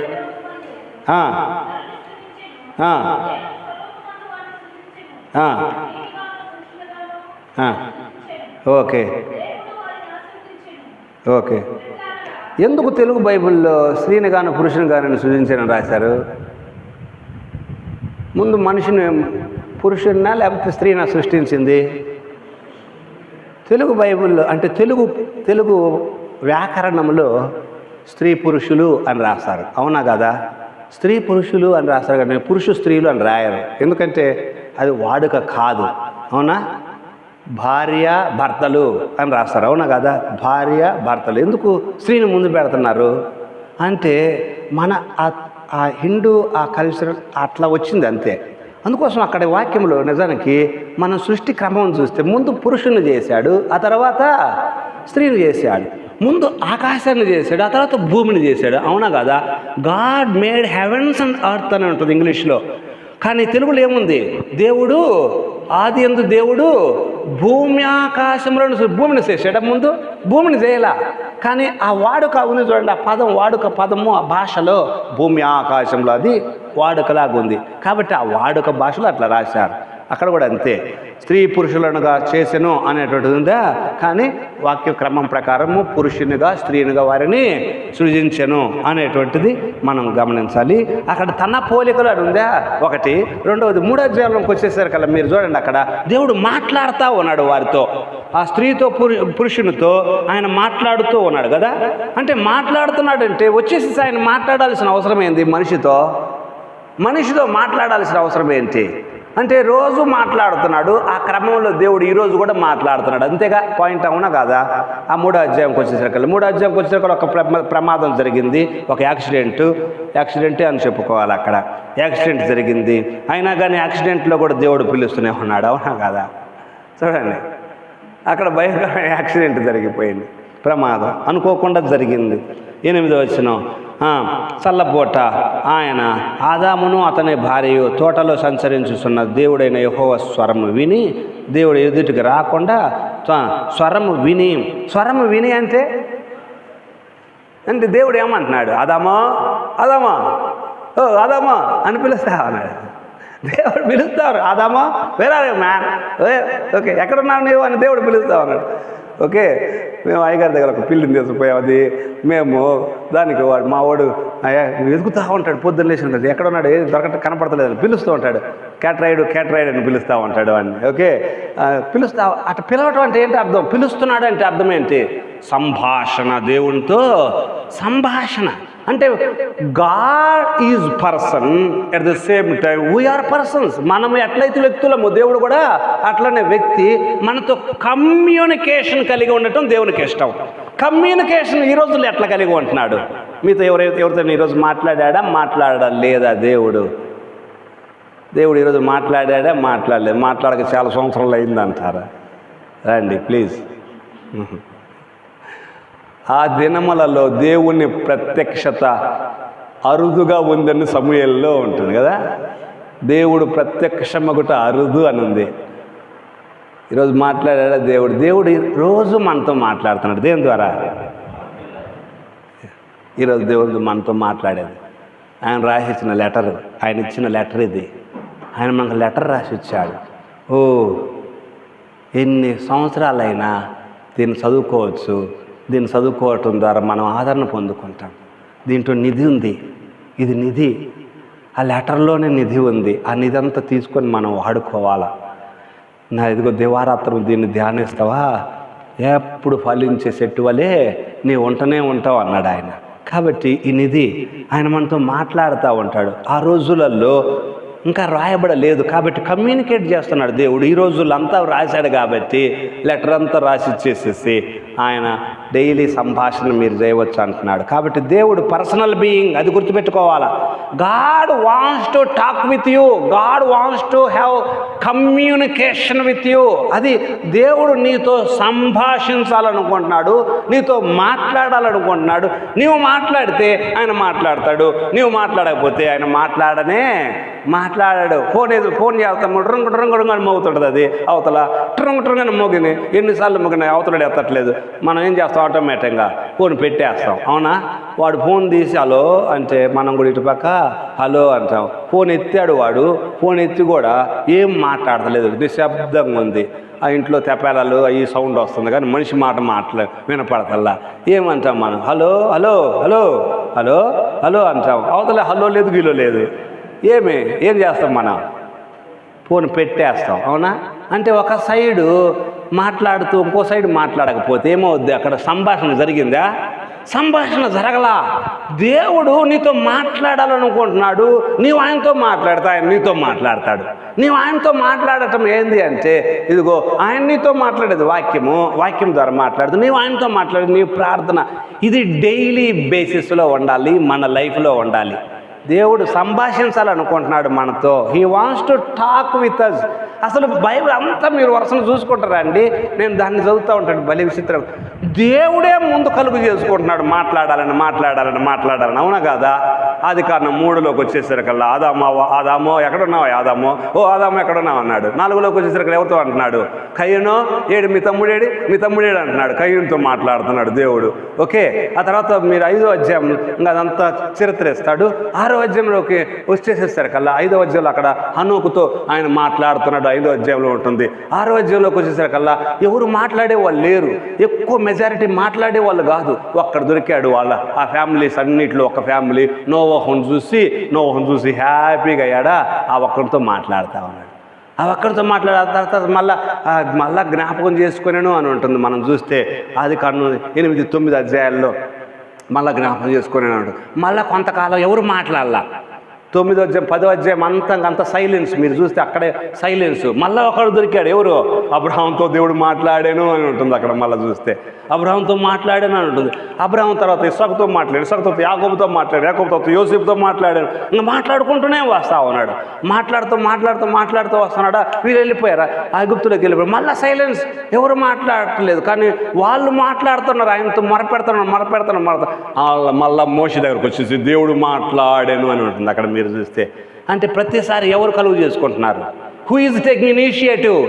ఆయన ముందు అడుగు తీసుకుంటున్నాడా? తీసుకోవట్లేదు. ముందు ఆయన ఇనిషియేటివ్ తీసుకుంటున్నాడు. దేవుడు గినక మనతో మాట్లాడకపోతే, మాట్లాడిరా అని పంపించకపోతే, సూర్యుడిని పంపించట్లేదు పొద్దున్న దేవుడు. ఒకసారి పోయి మాట్లాడిరా, ఊరి మీద పోయిరా అంటలేదా? 1 సంవత్సరం కనుక సూర్యుడు మన ఊరి వైపే రాలేదనుకోండి, ఏమవుతాం? మొత్తం అసలు ఏమైపోతుంది? దేవుడు తన దూతలు, ఆ సూర్యుడు, చంద్రుడు, నక్షత్రాలు అందరూ ఏమని ఉన్నాయి వాటి గురించి? ఆయన దూతలు, వాయువులన్నీ ఆయన దూతలని ఉంటుంది వాక్యంలో. దూతలు అంటే పరిచారం చేయటానికి. కాబట్టి దేవుడు మనతో మాట్లాడుతూనే హీఈస్ కమ్యూనికేటింగ్ విత్ అస్. ఆయన వ్యక్తి అయితే ఈ సంఘటన చెప్తాను, భలే విచిత్రం. నేను డిగ్రీ చదువుతున్నా. ఆ సమయంలో తలుపు తీసుకొని, ఇంతకుముందు చెప్పాను అనుకుంటా, తలుపు తీసుకొని అట్టు వెళ్ళి అన్న గదిలోకి వెళ్తే అన్న అన్నాడు ఏమి అంటున్నాడని నేను మళ్ళీ తలుపు దగ్గరికి వెళ్ళిపోయా. తర్వాత వచ్చా, ఒక అరగంట తర్వాత వచ్చా, తలుపు తీస్తే ఏమన్నా ఇందాక ఎవరితో మాట్లాడుతున్నావు అంటే, అన్న అంటాడు దేవుడితో అంటున్నాడు. మొన్నే మాట్లాడా అన్నతో, హైదరాబాద్లో ఉంటాడా అన్న. ఆయన ఇక్కడ కూర్చున్నాడు సాపేసుకొని, ఎదురుగా ఎవరో వ్యక్తి ఉన్నట్టుగానే మాట్లాడుతున్నాడు. మామూలుగా మాట్లాడుతున్నాడు. ఏంది ఏదో మాట్లాడుతున్నాను. నేను కొద్దిసేపు జస్ట్ 2 మాటలు విన్నాను, తలుపేసి వెళ్ళిపోయా. అరగంట తర్వాత వెళ్ళా. ఏమన్నా ఎవరితో మాట్లాడుతున్నావు అన్నా. నేను నాకు తెలియక ఎవరితో మాట్లాడుతున్నావు అంటే, దేవునితో మాట్లాడుతున్నాను, నువ్వేంది డిస్టర్బ్ చేస్తావు అంటున్నాడు. ఆయన దేవునితో డైరెక్ట్గా అట్లా కూర్చొని మాట్లాడినట్టే మాట్లాడతాం. ఆయన సంపాదన, ఆయన రిలేషన్షిప్ అది. మన రిలేషన్షిప్ ఎట్లా ఉంది దేవునితో? మనం ఎట్లా ఉన్నాం దేవునితో? సంభాషణ ఎట్లా ఉంది? మన యొక్క అన్యోన్య ఆ సంబంధం ఉంది చూడండి. ఆ రిలేషన్షిప్ అనేటువంటిది వెరీ ఇంపార్టెంట్. ఒక్క రోజు కూడా ఇతను గారు భలే ఒక పాటలో ఏముందంటే, నీవు కనిపించని రోజునా ఒక క్షణమొక యుగముగా మారేనే, నీవు నడిపించిన రోజునా యుగ యుగాలు నన్నేలుకు. అదే ఒక ఆచరణ నాకు బాగా గుర్తులేదు. నీవు కనిపించని రోజు నాకు ఒక క్షణం యుగముగా మారిందయా అంటాడు ఆ మాటలో, ఆ పదాలలో. ఆయన అంత రిలేషన్షిప్ మంచి దైవజనులు. అలాంటి దైవజనులు ఎందరో ఉన్నారు. బక్సింగ్ గారు, ఎల్ఈఎఫ్ జాషువా డానియల్ గారు, ఇక్కడ అదేది పెదకాకానిలో దేవ సహాయం గారు అయ్య గారి పేరు దేవదాస్ అయ్య గారు. ఇలాంటి పెద్ద పెద్ద దైవజనులు దేవునితో అనునిత్యం సంభాషణ. మనము దేవునితో సంభాషణ కలిగి ఉండాలండి. డైలీ సంభాషణ కలిగి ఉండాలి. డైలీ ఆ సంభాషణ, మన సంభాషణ ఎట్లా కావాలంటే దేవుడు లేకపోతే నేను బ్రతకలేను అన్నట్టు కావాలి. మనకు అలాంటి సంభాషణ కావాలి. ఓకే, అలా అన్యోన్య సంబంధంలోకి రావాలి. దేవుడు అదే కోరుకునేది. నేను వ్యక్తిని, I want to communicate with you, నేను నీతో సత్సంబంధం కలిగి ఉండాలనుకుంటున్నాను అని దేవుడు కోరుకుంటూ ఉన్నాడు. ఓకే, 1 యోహాను 1:3 కూడా చూడండి దయచేసి. 1 యోహాను 1:3.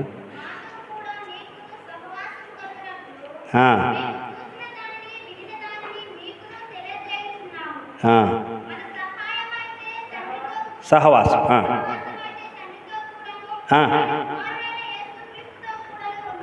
బా, అసలు ఆ మాట భలే ఉంది చూడండి, వండర్ఫుల్. అరే మీ ఫ్రెండ్ ఎవర్రా మీ ఫ్రెండ్ అంటే, మా ఫ్రెండ్ దేవుడు యేసుక్రీస్తు అని చెప్పి, వీఆర్ ఫ్రెండ్స్ విత్ హిమ్ అంటున్నాం. మన సహవాసం అంటే ఫ్రెండ్షిప్.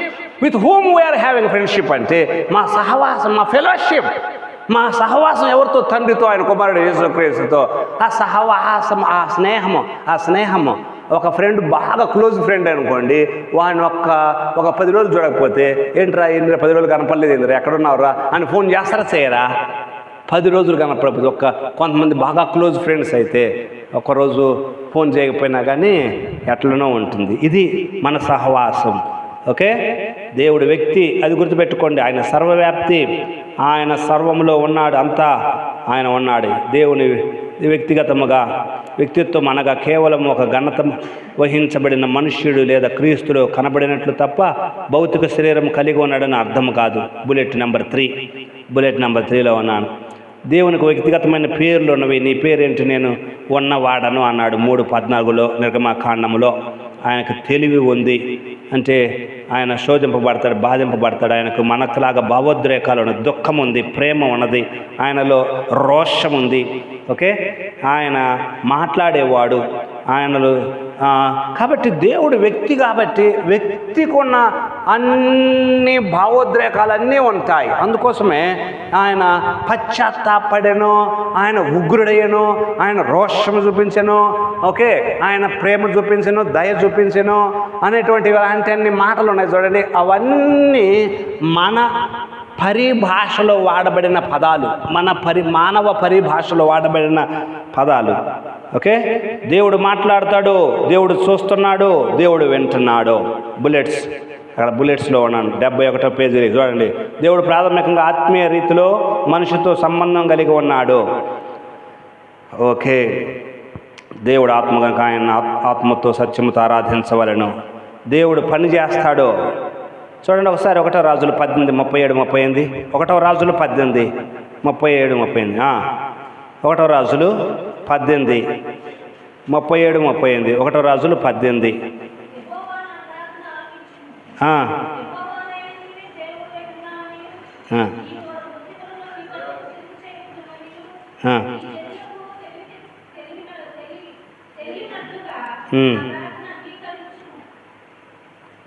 ఓకే, 37-38 వచ్చిన చదవండమ్మా.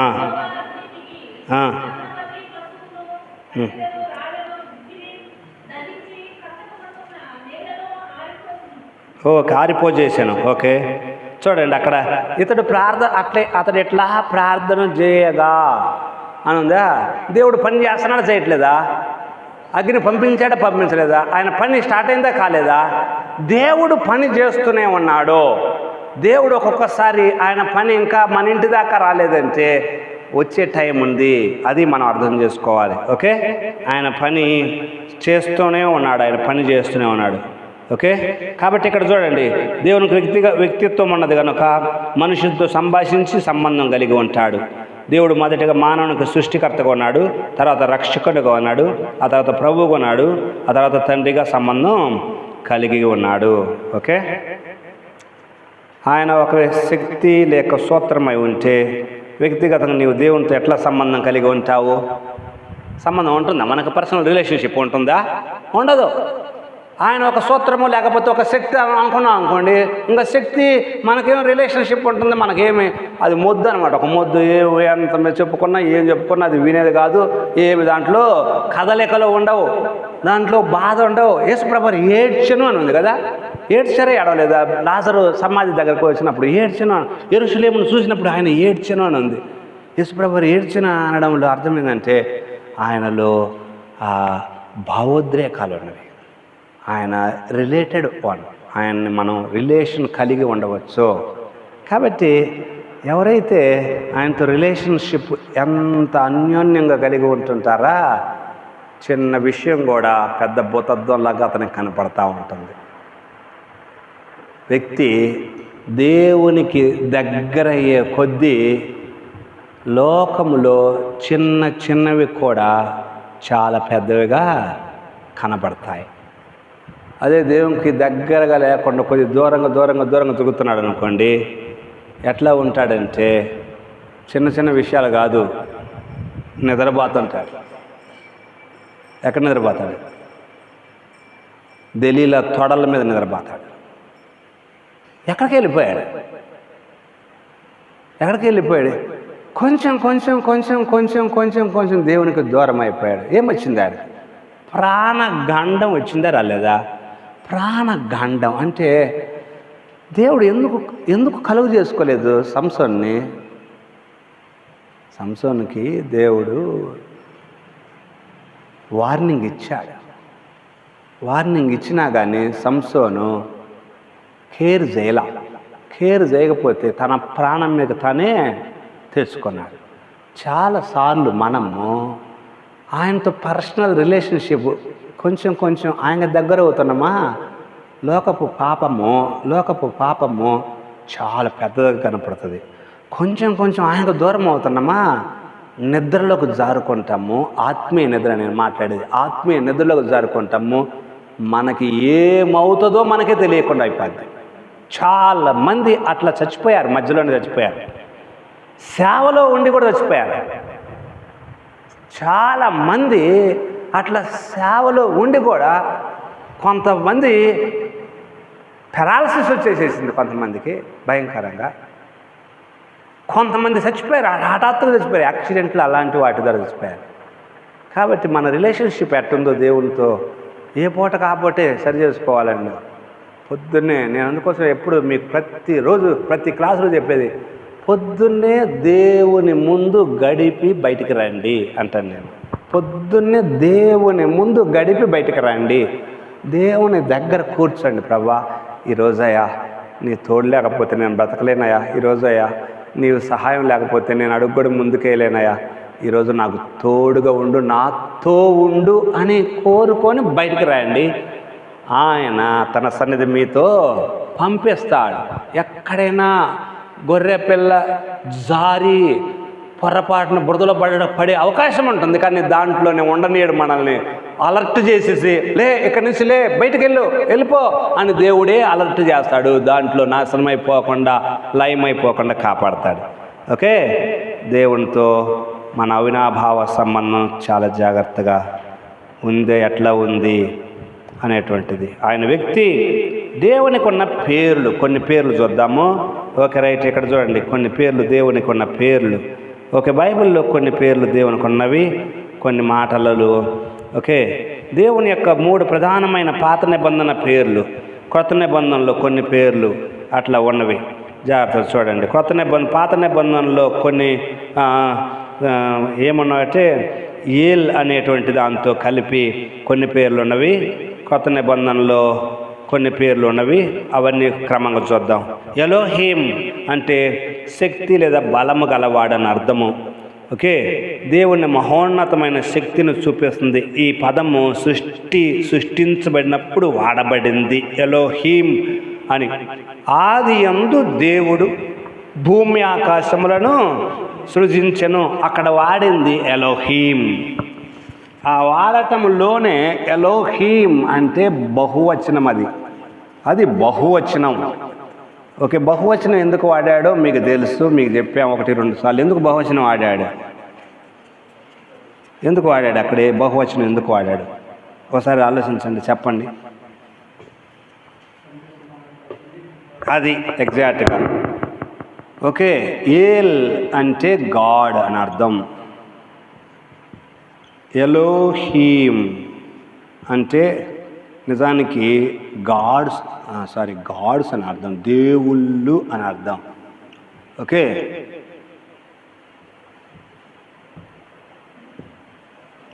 కానీ ఆదికాండము 1:1లో ఈ పదం వాడాడు.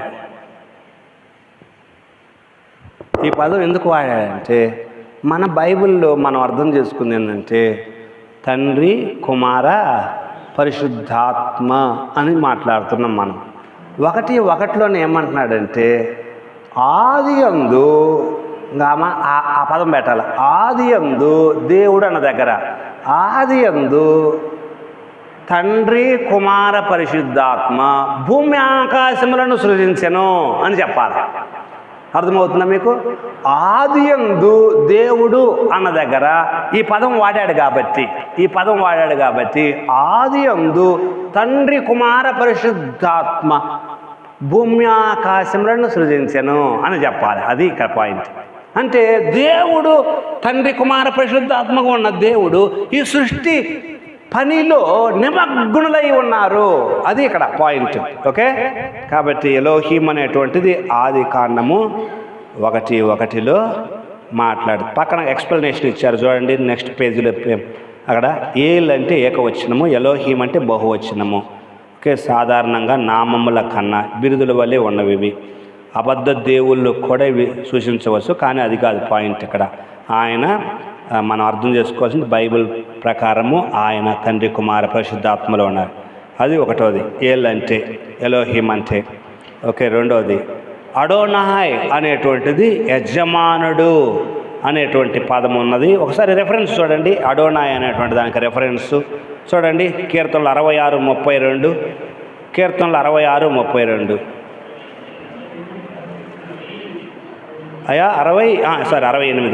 68:32. కీర్తనలు 68:32.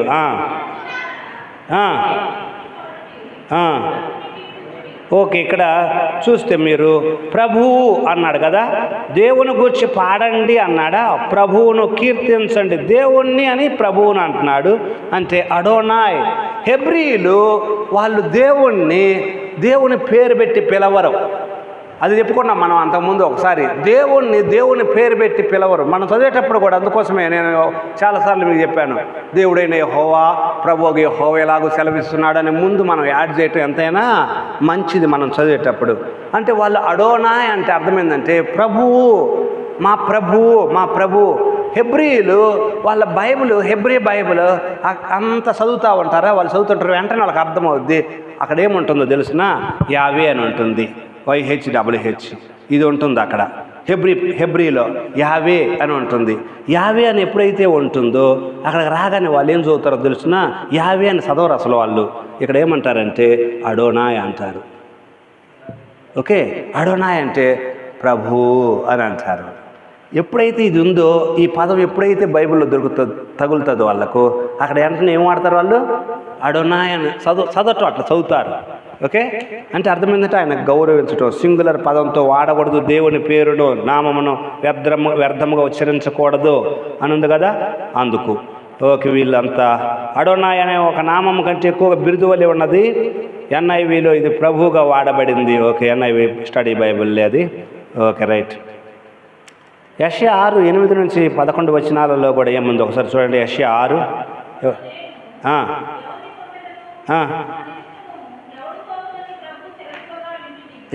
ఏమన్నాడు? మా నిమిత్తం అన్నాడా, నా నిమిత్తమా? మా నిమిత్తం ఎవరు పోవును అని చూడండి. మా నిమిత్తం ఎవరు పోతాడు అని ప్రభువు సెలవేగానే ఉంది. మళ్ళా అక్కడ చూడండి, మా నిమిత్తం ఎవరు పోవునని ప్రభువు సెలవేగా నేను వింటిని, మా కోసం ఎవరు వెళ్తారు? ఓకే, తండ్రి, కుమార, పరిశుద్ధాత్మ గురించి చెప్పేటువంటి వాళ్ళు ఎవరు ఉన్నారు? అది ఇక్కడ పాయింట్. ఓకే, ప్రభు సెలవేగా అక్కడ మాట్లాడేది ప్రభు. అడోనాయ్ అనేటువంటిది గ్రీకు హెబ్రీలో అది అడోనాయ్ అనేటువంటిది ఉంది. ఆ తర్వాత ఇంకొక పేరు యావే, యెహోవా అనేటువంటిది జీవించువాడని, ఉన్నవాడు అని ఉన్నది.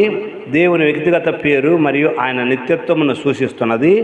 దేవుడు విమోచకుడు మరియు ఒడంబడిక కాపాడిన సందర్భంలో అనేక సార్లు ఈ పదం వాడబడింది. పాత నిబంధనలో దేవునికి యావే అనున్నది అత్యంత సాధారణమైన నామముగా ఉన్నది, దేవుని వ్యక్తిగత నామము. ఓకే, అనేక మంది యూదులకు ఎంత పవిత్రమైనది అంటే దాన్ని పలుకుటక కానీ లేదా వ్రాయట కానీ వారు ఎంతగానో భయపడతారు. ఎందుకంటే దాన్ని వారు తప్పుగా ఉపయోగించుదురేమో, లేదా మరియు సాధారణంగా యావే బదులు అడోనాయ్ అను మాటను వాడతారు. ఇందాక చెప్పుకున్నాం కదా, వాళ్ళు అడోనాయ్ అనే పదాన్ని వాడతారు. యెహో అన్నది ఇతర రెండింటి నుండి దేవుని వ్యక్తిగత నామం కొరకు సృష్టించబడిన. ఓకే రైట్, ఇక్కడ అంత అవసరం లేదు, ఉన్నవాడు అంతే. నేను ఉన్నవాడను. ఓకే, యావే అంటే అర్థం ఏంటి? ఇక్కడ నేను ఉన్నవాడు అని అర్థం. ఉన్నవాడు, ఎల్ల కాలాలలో ఉన్నవాడు ఆయన. ఓకే, యేసు ప్రభువు కూడా తాను ఉన్నవాడు అని ఉపయోగించుకున్నాడు. 8వ అధ్యాయం యోహాను సువార్త 58, అది ఎంత ఒకసారి చూసాను చూడండి. 8:58 యోహాను సువార్త 8:58. అబ్రహాం కంటే నేను ముందే ఉన్నాను అంటాడు అక్కడ.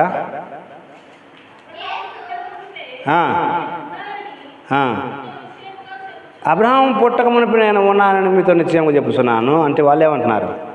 నీకింకా అబ్రహాం పుట్టక మునిపి నేను ఉన్నానని మీతో నిశ్చయంగా చెప్పుతున్నాను. కాబట్టి వారు ఆయన మీద రాళ్ళు రువుటకు ఎత్తిరి కానీ దేవుడు యేసుప్రభు దేవాలయంలో దాగి అవతలకు వెళ్ళిపోయాడు ఉంది. చూడండి, రాళ్ళు ఎందుకు వేయాలి అక్కడ? నేను ఉన్నాను అంటే రాళ్ళు ఎందుకు వేయాలి? చెప్పకూడదు. ఇంతకుముందు చెప్పుకున్నాం, యేసుప్రభు వారు ఆడింది ఈ పదం, ఐయామ్ యావే, నేను ఉన్నాను అన్నాడు. యేసుప్రభు వారు ఎవరు వాళ్ళకి తెలుసు, ఏ ఊళ్ళో పుట్టాడో పెరిగాడో వాళ్ళకి తెలుసు, ఆయన రోజు ఎటువైపు సంచరిస్తున్నాడో వాళ్ళకి తెలుసు. ఏనేంది యావే అంటాడేంది? యావే అంటే ఎవరు?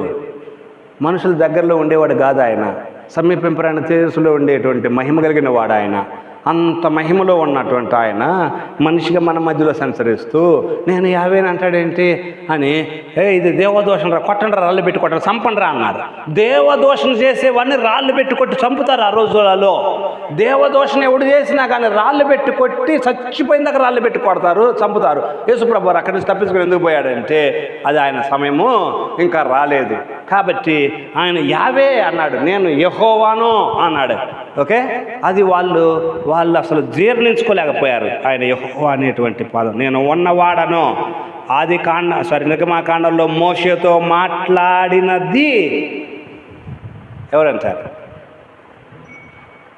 నేను అంటాను, పాత నిబంధనలో కనిపించిన భక్తులందరికీ కనిపించింది యేసు ప్రభువే, యేసు ప్రభువే, యేసు ప్రభువే.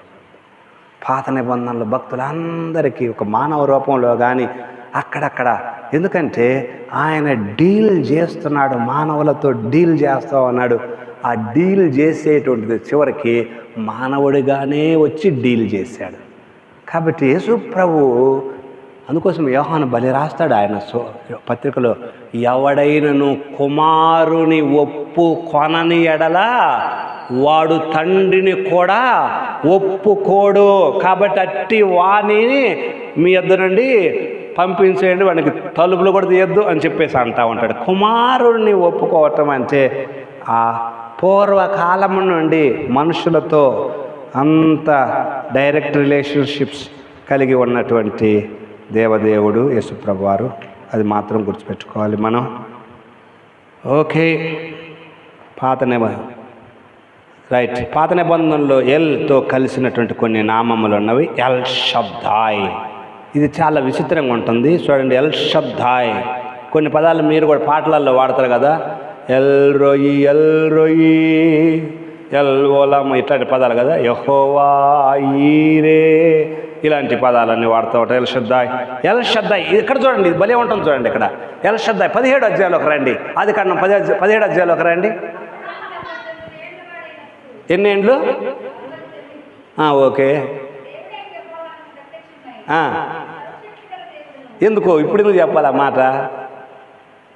ఆలోచించారు అసలు? ఐయామ్ ఎల్ షద్దాయ్ అంటే ఇప్పుడు నేను యెహోవా అనొచ్చు కదా, నేను ఎల్ షద్దాయ్ ఎందుకు వాడుతున్నాడు? అబ్రాహాంకి 99 ఏండ్లు, పిల్లలు లేరు, అబ్రాహాము నువ్వు అనుకుంటున్నావు ఇంకా ఆయన ఏం చేస్తాలే అనుకుంటున్నావు, అయామ్ ఎల్ షద్దాయ్ అంటున్నాడు. అందుకు ఆ పదం ఆ బైబిల్లో ఆ సందర్భంలో ఆ పదము వాడబడిందంటే అక్కడ దేవుడు ప్రత్యేకంగా ఆ సందర్భంలో ఆ పదాన్ని ఉద్దేశపూర్వకంగానే వాడుతా ఉన్నాడు. అక్కడ అబ్రాహాము నువ్వు అనుకుంటున్నావు నాకు శక్తి లేదనుకుంటున్నావు, నువ్వు అనుకుంటున్నావు ప్రామిసెస్ వాగ్దానాలన్నీ ఏమి నెరవేరేటట్లేవులే అనుకుంటున్నావు నువ్వు. నో అబ్రాహాము, నేను సర్వశక్తి గల దేవుడను. ఓకే, నేను సర్వశక్తి గల దేవుడు. 99 ఏళ్ళ ఇంకొక 100 ఏళ్ళు గడని నీకు నేను ఇస్తాక పిల్లలు అంటాడు దేవుడు. అది అబ్రాహాం తాడు. ఇంకొక 100 ఏళ్ళు గడిచినా కానీ అబ్రాహాము నిన్నే ఒక 300 ఏళ్ళు 400 ఏళ్ళు బతికింప చేయలేనా నేను? ఆయుష్ పెంచి అబ్రాహాం ఎన్ని సంవత్సరాలు మొత్తం బతికింది? 175 కదా. ఇప్పుడు మనం ఎన్ని సంవత్సరాలు పోతున్నాం? 60, 70, మ్యాక్సిమం 70, 80 కదా. సపోజ్ 40 సంవత్సరాలు అప్పుడు పిల్లలు పుట్టారనుకోండి, పర్లేదులే అనుకుంటారు అనుకోరా? ఓకే, అది ఒక్కొక్కసారి ఆ రోజులలో అబ్రాహాము వాళ్ళ వంశాన్ని చూస్తే చాలా తక్కువ వయసులోనే పిల్లలు కలిగారు. సంవత్సరాలు అయిపోతున్నాయి ఇంకా పిల్లలు కలుగుతారనేటువంటి ఆలోచనే సన్నగిల్లిపోతూ ఉంది. ఇంకా లేదు, అవకాశం లేదు అనుకుంటా ఉన్నారు. అనుకుంటున్న ఆ టైంలో దేవుడు వచ్చి ప్రత్యక్షమై అంటాడు, నేను శక్తిగల దేవుడు, నేను సర్వశక్తి గల దేవుడును. 17వ అధ్యాయము ఉండు.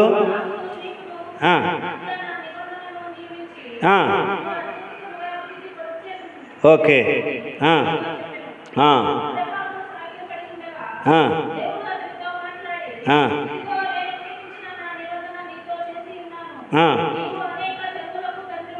ಹೌದು.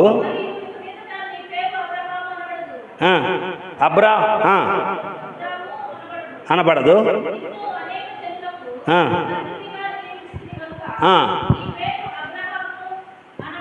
చూడండి, హెబ్రీ భాషలో అబ్ అంటే ఫాదర్ అని అర్థం. హెబ్రీ భాషలో అబ్ అంటే ఫాదర్ అని అర్థము.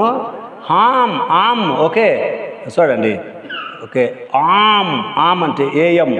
ఆమ్ అనేటువంటిది అంటే నేషన్ అని అర్థం. ఆమ్ అంటే ఏంటి? నేషన్. ఆమ్ అనేటువంటిది వచ్చింది అంటే father of A nation. Father of A nation.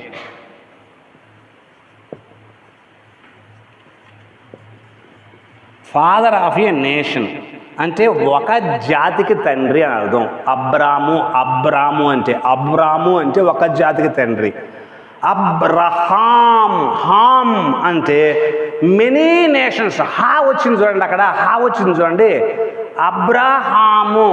Okay, అబ్రాము మధ్యలో ఏముంది? ఒక్కటే పదం కదా, తేడా వచ్చి కలిసింది. ఒక్కటే వచ్చి కలిసింది, వచ్చి కలిసింది. ఎప్పుడైతే వచ్చి కలిసిందో అక్కడ అర్థం ఏంటంటే మెనీ అని అర్థం. అంటే ఇక్కడ అబ్రామ్ అంటే అర్థం అది ఏబ్రామ్. Okay, ఏబిఆర్ఏఎం, Abraham. ఇక్కడ చూడండి, ఏబ్రహాం